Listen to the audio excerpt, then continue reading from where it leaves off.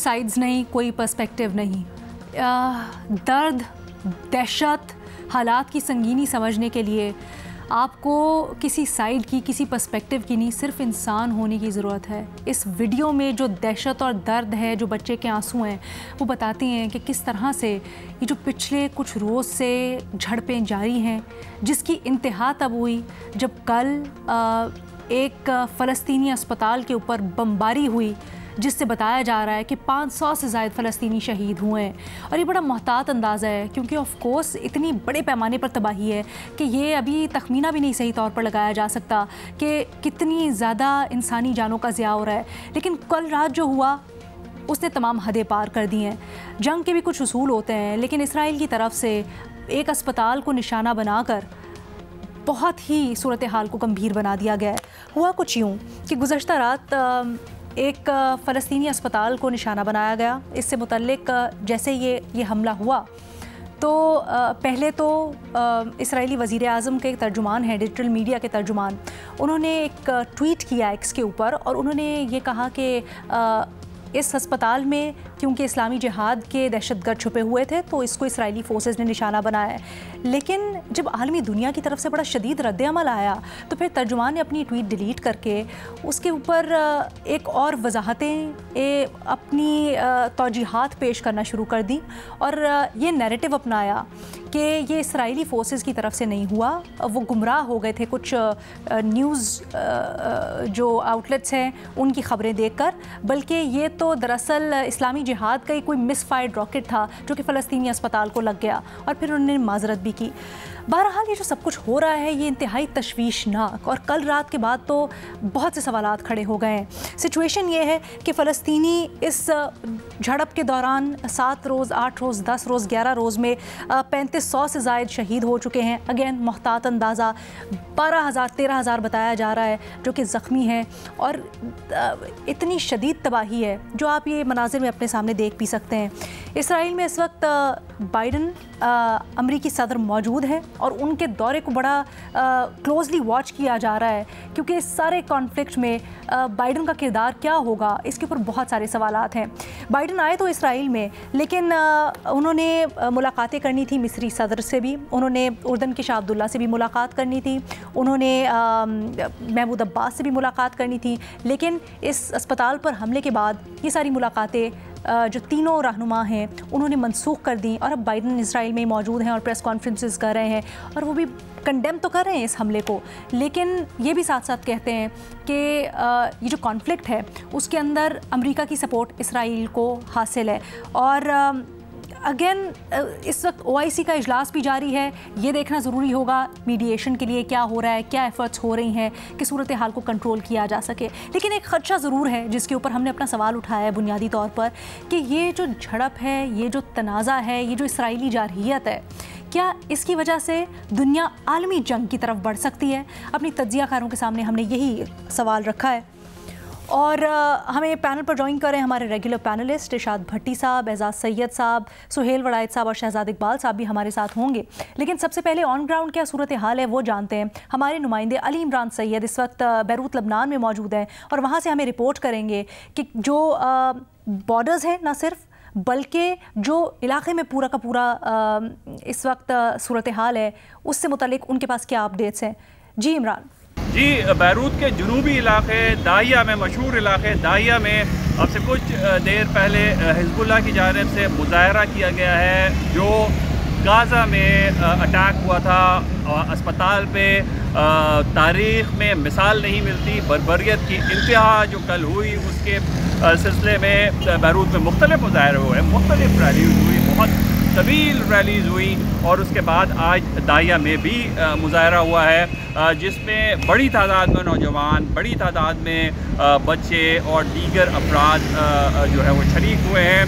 Protest में जो leaders थे उनका ये कहना था, मुज़म्मती उन्होंने करारदादें पेश की हैं और इसके अलावा जबकि यहाँ पर मुज़ाहरों का सिलसिला जा रहा है, जो बॉर्डर स्कर्मिशेस हैं हिज़्बुल्लाह और इसराइल के दरमियान वो भी जारी हैं। यहाँ पे जो लोगों से हमारी बात हुई है वो ये खदशा ज़ाहिर कर रहे हैं क्योंकि अभी जंग नहीं फैली, लेकिन ज़्यादातर से जो हमारी बात हुई है उनका यही खदशा है कि जंग छिड़ सकती है बड़े पैमाने पे और उसके बड़े भारी कॉन्सिक्वेंसेस हो सकते हैं और ये जंग तवील होगी।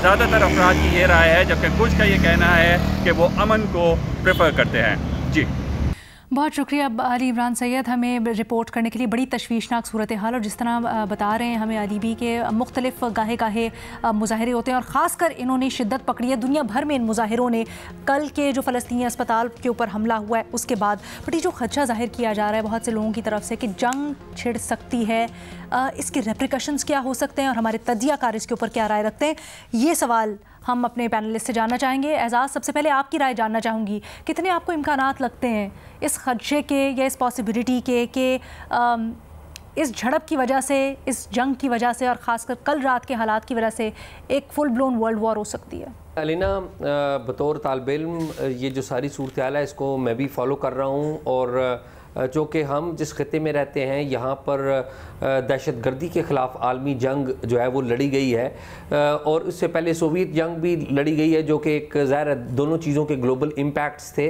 तो उस तनाज़र में इन जो गज़ा में सूरत हाल है, फ़लस्तीनियों के साथ जो कुछ मज़ालिम हो रहे हैं उसको मैं देख रहा हूँ।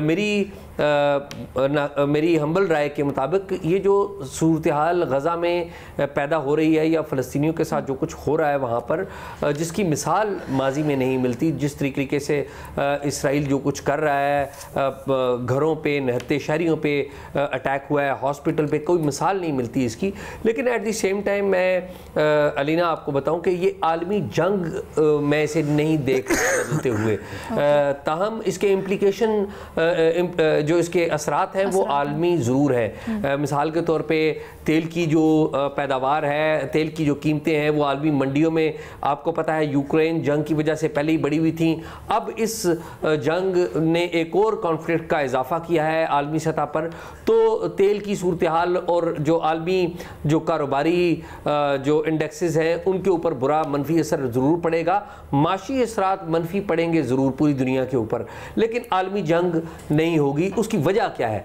वजह उसकी ये है, वजह उसकी बड़ी सिंपल है। वजह यह है कि जो फ़लस्तीनी हैं वो अपने वतन की आज़ादी के लिए जंग लड़ रहे हैं। फ़लस्तीनियों ने किसी ग्लोबल जहाद का ऐलान नहीं कर रखा, जबकि आपको पता है हम जहाँ जिस खत्ते में हैं यहाँ पर मुख्तलिफ अस्करियत पसंद जमातें थीं जिनके ग्लोबल एजेंडाज थे। फिर दूसरी बात यह है कि जो फ़लस्तीनी है या हमास है या हिज़्बुल्लाह है या इस्लामिक फ्रंट है, ये तीन तंजीमें हैं जो कि इस सारे खेल के अंदर है। इन तीनों तंजीमों ने कोई इंटरनेशनल कॉल नहीं दी कि पूरी दुनिया से लोग आएँ और उनका साथ दें। इस जगह पे आपको पता है कि फ़लस्तीन में और अरब और इसराइल के दरमियान 3 जंगें हो चुकी हैं। 1948 में एक जंग हो चुकी है, 1967 में हो चुकी है, 1973 में हो चुकी है। बल्कि 1973 में तो आपको पता है कि जो अरब वर्ल्ड है, अरब वर्ल्ड ने उस शाह फैसल थे उस वक्त, उन्होंने तो इसराइल के साथ जो जंग थी या इसराइल के साथ जो तनाज़ा था उसके तनाज़र में अमेरिका और जो मगरबी ममालिक है उनके लिए पेट्रोल भी बंद कर दिया था। लेकिन नतीजा क्या हुआ? नतीजा क्या हुआ कि ये जो तीनों जंगें थीं वो जो हमारे जो अरब लीग के जो लोग हैं या अरब ममालिक हैं वो जीत नहीं सके थे वो जंग। और तीनों जंगों में जो फ़लस्तीनी हैं उनके तीनों जंगों के बाद उनके ऊपर मुजालिम और ज़्यादा बड़े थे। उसकी बहुत सारी वजूहात हैं, उनमें जाए बगैर। लेकिन एक बात जो तय हो गई या अरब मालिक ने वो सीखी वो ये थी कि वो अब जंग की तरफ जाने से गुरेज करते हैं। यानी कि 1973 में आखिरी दफ़ा फॉर्मल जंग हुई थी, लेकिन बाद में इस खित्ते के अंदर आपको पता है लेबनान के साथ भी जंग हुई, सीरिया में भी जंग हुई। ये जो खित्ता पूरा है जहाँ पे फ़लस्तीन और इसराइल मौजूद हैं, यहाँ पर एक तनाज़ा रहा है और इस तनाज़े के ऊपर जो अरब ममालिक हैं उन्होंने जो अपना मौक़िफ़ इख्तियार किया हुआ है वो हमें समझने की बड़ी ज़रूरत है। अरब ममालिक समझते हैं कि जो फ़लस्तीन का मामला है वो दो जो कौमों की सूरत में वो हल हो सकता है। इस जो फार्मूला है, जो दो कौमों का फार्मूला है, यानी कि फ़लस्तीन एक अलग कौम और इसराइल एक अलग कौम, दोनों को अलग मुल्क के तौर पे तस्लीम करने का, इसको जो फ़लस्तीन की हुकूमत है वो तस्लीम करती है, अरब जो ममालिक हैं वो उसको तस्लीम करते हैं। लेकिन एट द सेम टाइम जो हमास है और जो बाकी जो तंजीमें हैं वो इसको तस्लीम नहीं करती। और आपको पता है कि इस वक्त अमेरिका एक डिप्लोमेसी कर रहा था, खामोश डिप्लोमेसी कर रहा था। वो डिप्लोमेसी क्या थी कि जो इसराइल के जो ताल्लुकात हैं मुस्लिम वर्ल्ड के साथ वो उनको रिजॉल्व करने की कोशिश कर रहा था। और आपको पता है कि इसराइल और सऊदी अरेबिया के दरमियान भी मुज़ाकरात हो चुके थे। तकरीबन आपको पता है कि MBS ने आज से 3-4 हफ्ते पहले एक इंटरव्यू फॉक्स न्यूज़ को दिया था जिसमें उन्होंने कहा था नेतन्याहू ने मामला तय हो चुके थे। इजलास में UN के खड़े होकर कह दिया था कि बिल्कुल होने वाला है। बट मैं आपसे ये भी जानना चाहूँगी कि आप कह रहे हैं कि आलमी जंग का ख़तरा नहीं, बट जंग के डायनामिक्स हमने देखा है मॉडर्न वर्ल्ड में बड़े चेंज हो गए हैं। क्या कोई नई हैयत हमें उस तरह टैंकों से बमबारी से नहीं, बट कोई नई हैयत इसकी जंग की निकल सकती है जो पूरी दुनिया को डिवाइड कर दे इस तरह के? इसका कोई इम्कान है? देखिए अलीना, दुनिया डिवाइड हो चुकी है। आप देखिए यूक्रेन जंग में इसराइल सपोर्ट कर रहा था, यूक्रेन की सपोर्ट कर रहा था। आपको पता है असला फ्राहम इसराइल कर रहा था, और वो जो इसराइल असला इस्तेमाल कर रहा था, दे रहा था या सपोर्ट कर रहा था यूक्रेन की, वो सारी सपोर्ट किसके खिलाफ जा रही थी? वो रशिया के खिलाफ जा रही थी।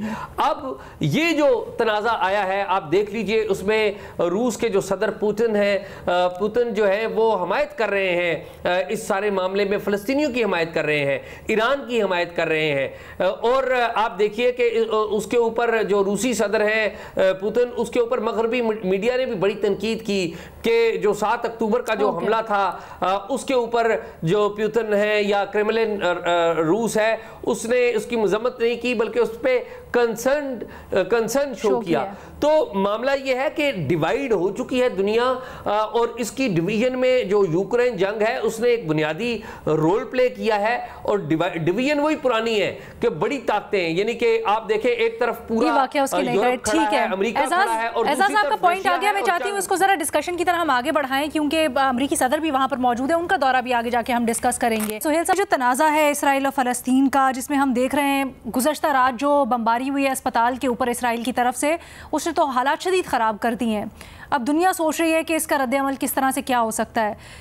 आप इसके रेप्रिकॉशंस, इसके असरात दुनिया के लिए क्या देख रहे हैं?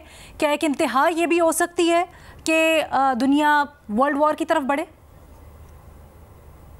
मेरा नहीं ख्याल है कि कोई वर्ल्ड वॉर तो नहीं है ये, आप देखेंगे इस दफ़ा इस्लामी ममालिक जो है पहले जितनी भी माजी में जंगें होती रहीं उसमें पहले जॉर्डन, सीरिया, लिबनान, इराक, ये सारे ममालिक, सऊदी अरब, ये सारे शामिल होते रहे हैं। लेकिन इस दफ़ा फ़लस्तीनियों की मदद को कोई भी नहीं आ रहा।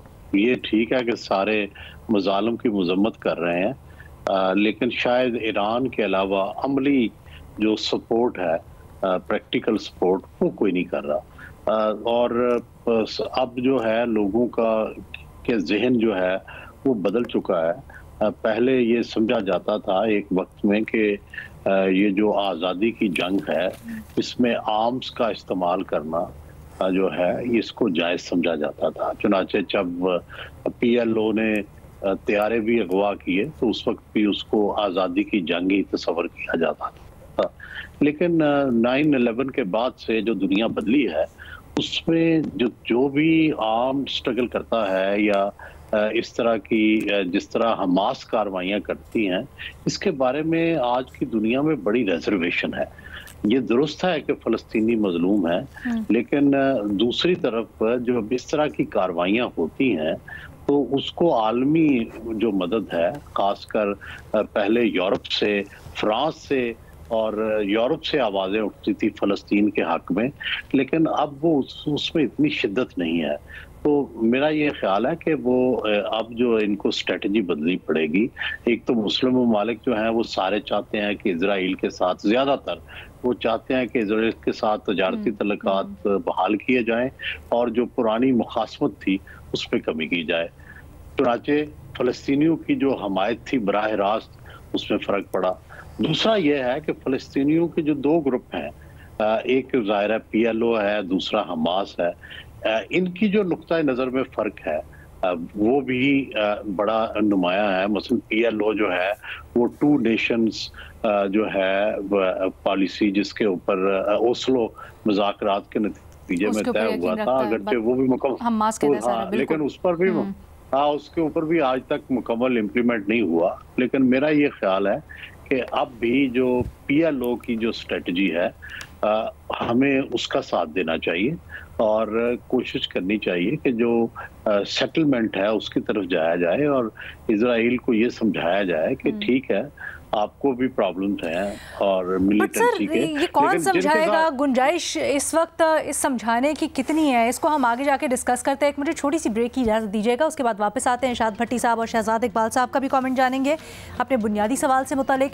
एंड ऑफ कोर्स जो बात करें हम डिप्लोमेटिक मीडिएशन की, कोई हो जो बैठ के इस कॉन्फ्लिक्ट को सॉल्व करे, ऐसा कौन हो सकता है? क्या अमरीकी सदर वहाँ पर मौजूद हैं? उनके दौरे की कितनी रेलेवेंस है? एक ब्रेक के बाद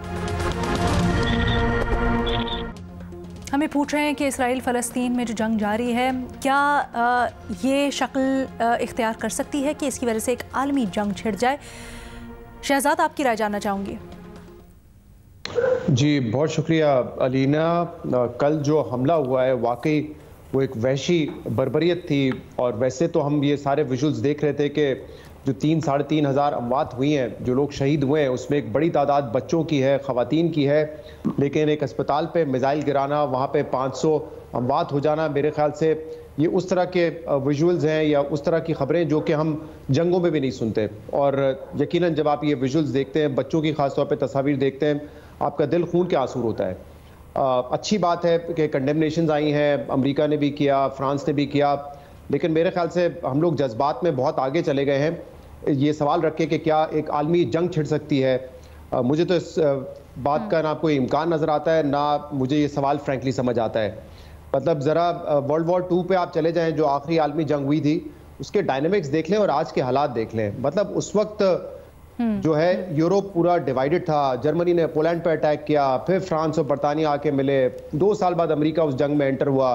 और उस वर्ल्ड वॉर से पहले आप देखें एशिया में क्या हालात थे। जो कॉन्फ्लिक्ट था बिटवीन जापान एंड चाइना, वो उस वर्ल्ड वॉर से पहले शुरू हो चुका था। जापान ने हमला किया चाइना पे, तो मतलब उस जंग में पूरी दुनिया, आलमी जंग किसको कहते हैं, जब पूरी दुनिया, एशिया क्या, अमेरिका क्या, यूरोप क्या, वो सब ममालिक उस जंग का हिस्सा बने थे। मुझे नहीं समझ आ रहा है इस वक्त जो जंग जारी है, जो हमास को खत्म करने की बात शुरू करके इजराइल ने हमला किया है उन पर, वो आलमी जंग में कैसे तब्दील हो सकती है। बहुत बहुत बड़ी बात होगी अगर ये खित्ते की जंग में भी तब्दील हो जाए। मुझे तो उसके भी इम्कानात कम नजर आ रहे हैं। अच्छा। क्योंकि अगर ईरान ने ये कहा है कि आप ग्राउंड इन्वेजन करेंगे अगर गाजा में जाके, तो हम हमला करेंगे, वो भी एक मेरे ख्याल से इनडायरेक्ट होगा। बतौर मुल्क मुझे नहीं नजर आ रहा कि ईरान इस कॉन्फ्लिक्ट में कैसे शामिल होगा।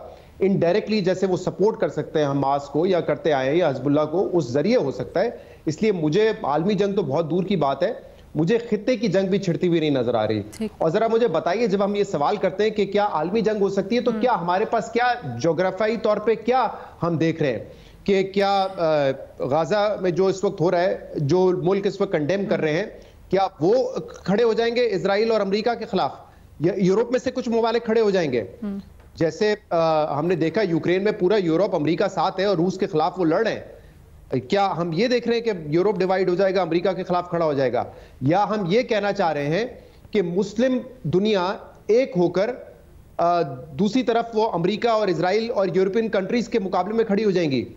मुझे तो ये नजर होता हुआ नहीं आ रहा। ना मैं ये देख रहा हूं कि जिस तरह रशिया ने यूक्रेन की वॉर शुरू की, वो हमास की सपोर्ट तो कर सकता है, लेकिन रशिया आकर बराह रास्त इस जंग में नहीं इन्वॉल्व हो जाएगा, जिसकी वजह से रशिया जिसकी वजह से जो यूक्रेन में जंग चल रही है उस तरह की कोई जंग छिड़ जाएगी। तो मुझे तो फ्रैंकली मैं तो डिसएग्री करता हूं, कोई आलमी जंग नजर नहीं आ रही है। और दूसरा एक मैं कुछ फैक्ट्स भी आपको दे देता हूँ। ये बड़ी जंगों की तो बात हुई जिसमें अरब ममालिक ने सपोर्ट किया है फलस्तीनियों को, और वो जंगें हारे हैं, चाहे 48 की हो, 67 की हो, 73 की हो, लेकिन 2005-6 ऑनवर्ड्स गाजा में ये जो जंगें हैं ये 5 से 6 हो चुकी हैं, जिसमें मेनली तो हम कहते हैं या तो इस्लामी जिहादिस्ट थे या मेनली हमास थे वहां पे, जिनके खिलाफ ये जंग हो चुकी हैं। 5 से 6 हो चुकी हैं। आप मुझे बता दें उन 5 से 6 जंगों में जो इन दोनों के दरमियान हुई, कितने ममालिक शामिल हुए? कोई शामिल नहीं हुआ। 2005-6 से सिलसिला जारी है। 2014 में इतने फलस्तीनियों को वहां पे मारा गया, कोई ऐसी आलमी जंग नहीं छिड़ी। तो इसलिए मुझे तो नहीं लगता कि उस हद तक ये मामला जाएगा। अब होना क्या चाहिए इस पर मेरे ख्याल से बात करने की जरूरत है, क्योंकि ये जो ममालिक अटेम्प्ट कर रहे हैं अच्छी बात है, लेकिन ये इनफ नहीं है। इस जंग को फौरी तौर पर रोकने के लिए यूनाइटेड नेशन सिक्योरिटी काउंसिल में रेजोल्यूशन डालनी चाहिए, और अमेरिका जो हर मर्तबा जो गैर कानूनी इकदामात है इजराइल के उनको सपोर्ट करता है, इस तरह की करारदाद में वीटो करता हुआ है, वो नहीं करना चाहिए उनको, ताकि ये जंग रुक सके। आप ये कहें कि हमास ने हम पे हमला किया तो हमास को मिटाने के लिए जितना कोलैटरल डैमेज हो जाए हम करेंगे, इस बात की दुनिया को उनको इजाजत नहीं देनी चाहिए। ये क्या तरीका है कि अगर आप ताकतवर हैं तो आप क्या गुंडे बन जाएंगे? ये बात ठीक है सोहेल साहब की कि अब दुनिया में इस बात की गुंजाइश नहीं है कि कोई ग्रुप उठे और वो हथियार उठाकर अपनी इंडिपेंडेंस के लिए लड़ाई शुरू कर दे। आप उसको एक दहशतगर्द ऑर्गेनाइजेशन नहीं कहेंगे।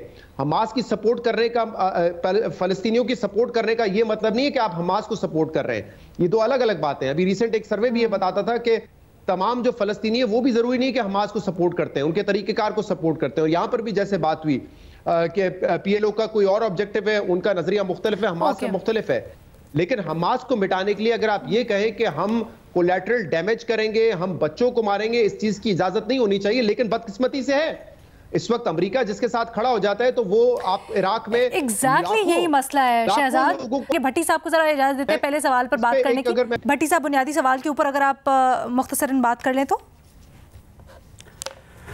मैडम शेख, डॉक्टर हनान अशरवी की नज़म है, खुदा ना करे तुम्हें कभी अपने मुल्क छीनने का कर्ब सहना पड़े, खुदा ना करे तुम्हें किसी काबिज़ की नज़रबंदी में रहना पड़े, खुदा ना करे तुम्हें अपना घर मसमार होते देखना पड़े, खुदा ना करे तुम्हें अपने ही दोस्तों के हाथों बिकना पड़े। मैडम शेख, अक़वाम मुत्तहिदा आलमी तंजीमों, आलमी ज़मीर के ज़बानी जमा खर्च पर रोऊँ या अमरीका, बरतानिया, यूरोप की हकूमती मुनाफ़क़त पे रोऊँ, 57 मुस्लिम ममालिक की बेहिसी पे रोऊँ या लाखों फ़लस्तीनियों की बेबसी पे रोऊँ। मैडम शेख, ये हिमायतें नाकाफ़ी हैं, ये मुज़म्मतें नाकाफ़ी हैं, ये हमदर्दियाँ नाकाफ़ी हैं। ना करें ये खाली हिमायतें, ना करें ये खाली मुज़म्मतें, ना करें दिखाएं ये हमदर्दियाँ। कोई 57 मुस्लिम ममालिक हैं, कोई तिजारती बाइकआउट, कोई आयल कार्ड, कोई अमली कदम, कोई सफारती बाइकाट, जो जिन मुस्लिम ममालिक ने सफारती तल्लुकात कायम कर लिए वही इसराइली सफ़ीर को बाहर निकाल दें। मैडम शेख, और मैडम शेख, अमेरिका ने झूठ बोला इराक पर, अमेरिका ने झूठ बोला लीबिया पर, अमेरिका ने झूठ बोला शाम पर, अमेरिका ने झूठ बोला कुवैत पर, अमेरिका ने झूठ बोला अफगानिस्तान पर, और अब अमेरिका और इसराइल मिलकर झूठ बोल रहे हैं गाजा पर अस्पताल पे बमबारी नहीं की। तौबा तौबा। मैडम शेख, ये अमेरिकी वजीर खारजा इसराइल में है, वजीर दिफा इसराइल में है, बाइडन इसराइल में है। अमेरिकी वजीर खारजा क्या कह रहे थे? मैं एक यहूदी की हैसियत से यहाँ आया हूँ, और उनके चेहरे से और उनकी बातों से ऐसा लग रहा था जैसे 70-75 सालों से हमास काबिज है इसराइल पर, जैसे 70-75 सालों से हमास मार रहा है इसराइलियों को, जैसे 70-75 सालों से हमास ने इसराइलियों को जानवरों जैसी जिंदगियां गुजारने पर मजबूर किया हुआ है। मैडम शेख, अमेरिकी वजीर खारजा क्या कह रहा था? कह रहा था कि आप अपना दिफा कर सकते हैं, मगर जब तक अमेरिका कायम है आपका दिफा हम करेंगे। कोई मुस्लिम ममालिक का बड़ा, कोई 57 मुस्लिम ममालिक में से कोई बड़ा इस तरह सामने आया हो। मैडम शेख, मुझे तुर्क सदर की पॉलिसियों से बहुत इख्तिलाफ है, आखिरी बात कर रहा हूं, और उन्होंने जिस तरह इसराइल से तल्लुकात कायम किए, जिस तरह इसराइल की गोद में बैठे, मुझे उससे इख्तिलाफ है। लेकिन उन्होंने एक बात की है, इस बात पे अपनी बात खत्म करूंगा। उन्होंने कहा अगर यरूशलेम हमसे छिन गया फिर जकार्ता, इस्तांबुल, इस्लामाबाद भी हमारे पास नहीं रहेंगे।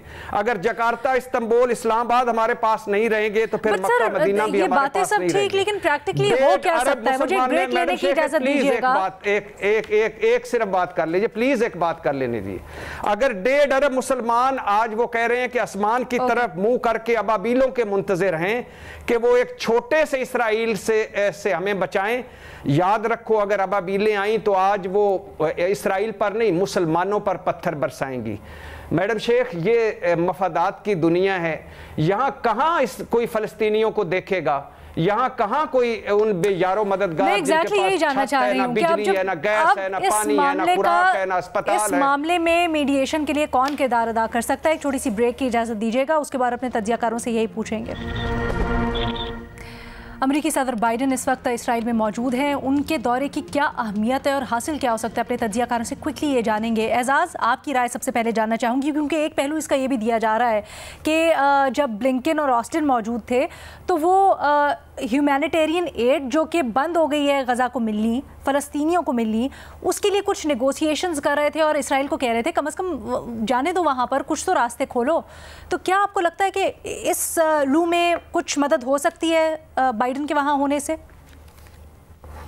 अलीना, बात यह है कि इस वक्त OIC का भी एक गैर मामूली इजलास हो रहा है और आपको पता है वहाँ पर जो मुस्लिम ममालिक के वज़राए ख़ारजा हैं वो भी मौजूद हैं। पाकिस्तान के वज़ीर ख़ारजा जलील अब्बास भी वहाँ पर गए हुए हैं। मेरा ये ख्याल है कि ये जो सारा तनाज़ा है इसको हल करने के लिए एक ब्रॉडर डिप्लोमेसी की ज़रूरत है और ब्रॉडर डिप्लोमेसी के ऊपर तवज्जो दी जा रही है। ऐसा नहीं है कि तवज्जो नहीं दी जा रही, बिल्कुल इसमें कोई शक नहीं है कि जो बड़े ममालिक हैं उनके अपने मफादात हैं। उस रीजन में इसराइल का जो कनेक्शन है अमेरिका के साथ, अमेरिका के मफादात इसराइल के साथ जुड़े हुए हैं, क्योंकि अमेरिका समझता है कि उस रीजन में उसका जो नंबर 1 इत्तेहादी है वो इसराइल है। और आपको पता है कि इसराइल के बारे में अमेरिकी कहते हैं कि इसराइल इज़ अमेरिका।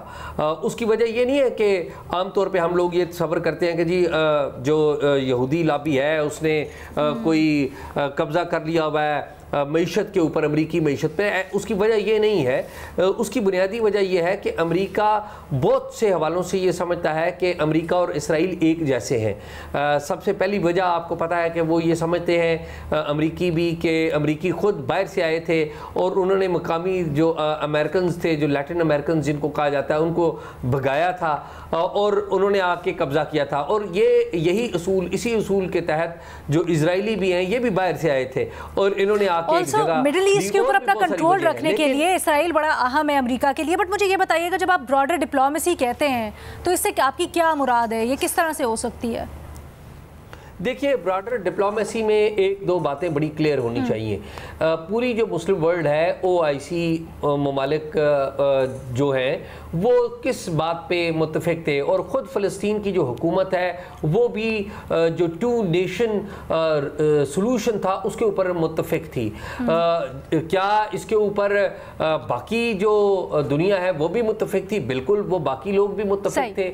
मामला क्या हुआ? मामला ये हुआ कि हमास ने एक अटैक किया, जिसके बाद इसराइल ने भी एक अटैक कर दिया। नतीजे में निहत्ते जो फ़लस्तीनी है वो मरे। सबसे ज़्यादा जो हलाकतें हैं वो निहत्ते फ़लस्तीनी की हुई, औरतों की, बच्चों की हुई। अब जो अरब ममालिक हैं वो ये समझते हैं कि जो हमास है वो एक अस्करियत पसंद तंजीम है। अरब ममालिक ये भी समझते हैं कि अगर कोई फैसला करना है तो वो फ़लस्तीन के अवाम ने, फ़लस्तीन की हुकूमत के ज़रिए करना है। क्या अब फैसला साजी जो है वो हमास करेगी, हिजबुल्लाह करेगी या इस्लामिक फ्रंट करेगी? तो ये वो बुनियादी मामला है जिसको रिजॉल्व करने की कोशिश की जानी है, नंबर 1। और नंबर 2, जो इसराइल के ये कॉन्फ्लिक्ट रेजोल्यूशन किस फोरम से हो सकती है? मैं शहजाद, माजरत के साथ हमारे पास टाइम बड़ा कम है, मैं चाहती हूँ सारे एनालिस्ट जरा अपनी अपनी राय शामिल कर लें, तो इसको मुख्तसर भी रखिएगा। This goes for everyone. Shehzad, conflict resolution इस सूरत हाल में आपको कहाँ से होती हुई नजर आ रही है? देखिए, ये मेरे ख्याल से OIC का जो इजलास हो रहा है, इन ममालिक को दबाव डालना चाहिए। जो दूसरे ममालिक इस वक्त कंडेम कर रहे हैं, जो ह्यूमन राइट्स वायलेशन हो रही है, बच्चों को वहाँ पे शहीद किया जा रहा है, उनको इकट्ठे होकर आवाज़ उठानी पड़ेगी इस जंग बंदी के लिए। दूसरी तरफ हमास ने जो यरगमालिया बनाए हुए हैं उनको वापस करने की उन्होंने बात की थी। मुझे नहीं पता एग्जैक्ट स्टेटस क्या है, उनको वो वापस करने चाहिए।